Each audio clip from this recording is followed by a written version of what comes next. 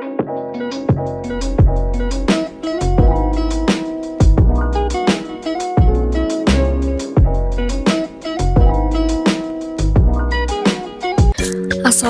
warahmatullahi wabarakatuh. Kembali lagi dengan aku, Samuratul Usnili Zufia, yang mana pada hari ini kita akan membahas mengenai pembelajaran bahasa Indonesia. Nah, dalam pembelajaran bahasa Indonesia itu sendiri ada poin penting yang akan kita bahas. Yang pertama itu ada materi menyimak dan materi berbicara. Nah, untuk pembahasan materi menyimak dan berbicara, ada poin-poin yang akan kita bahas. Yang pertama itu ada materi menyimak. Nah, di materi menyimak ini ada 3 poin. Yang pertama itu ada hakikat menyimak, jenis menyimak, dan yang ketiga ada tujuan dan manfaat menyimak.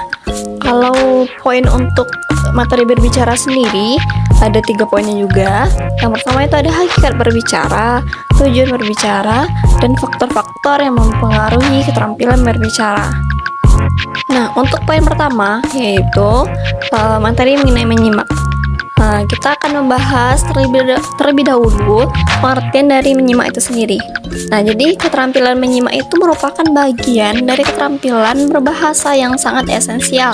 Sebab karenanya, keterampilan menyimak merupakan dasar untuk menguasai suatu bahasa. Menyimak itu menempati posisi paling penting bagi setiap individu dalam kehidupannya sehari-hari, baik itu di rumah ataupun di lingkungan sekolah.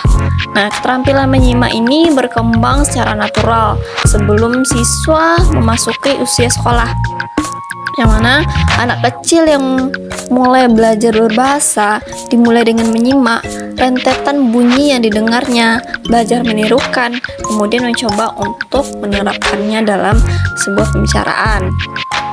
Nah, adapun jenis-jenis menyimak di sini ada beberapa bagian.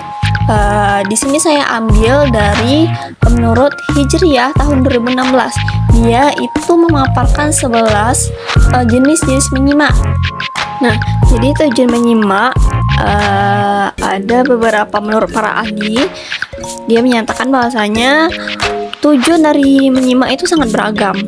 Di antaranya itu ada gunanya itu menyimak untuk belajar, memperoleh keindahan audial, untuk mengevaluasi, mengekspresikan simakan, lalu untuk mengkomunikasikan ide-ide sendiri, membedakan bunyi-bunyi, atau menyimak itu untuk memecahkan suatu masalah secara efektif, secara kreatif, dan analisis.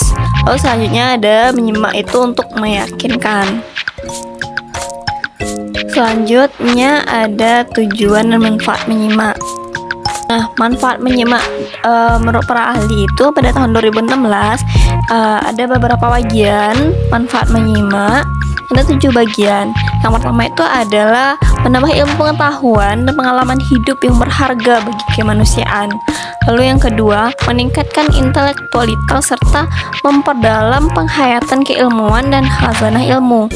Lalu yang ketiga, memperkaya kosakata, menambah pembendaharaan ungkapan yang tepat, bermutu, dan puitis.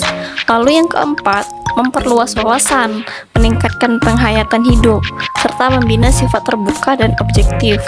Yang kelima, meningkatkan kepekaan dan kepedulian sosial, meningkatkan citra artistik. Lalu yang ketujuh, mengunggah aktif kreativitas dan semangat menciptakan untuk menghasilkan ujaran-ujaran dan tulisan yang berjati diri. Nah, ada faktor yang mempengaruhi menyimak itu sendiri. Yang pertama dari tekanan fisik, psikologis, pengalaman, sikap, motivasi, dan lingkungan sekitarnya. Nah, pembahasan yang kedua yaitu mengenai berbicara. Nah, adapun pengertian berbicara itu sendiri adalah keterampilan yang dibutuhkan setiap individu, karena melalui hal tersebut setiap individu dapat mengkomunikasikan apa yang ia kehendaki.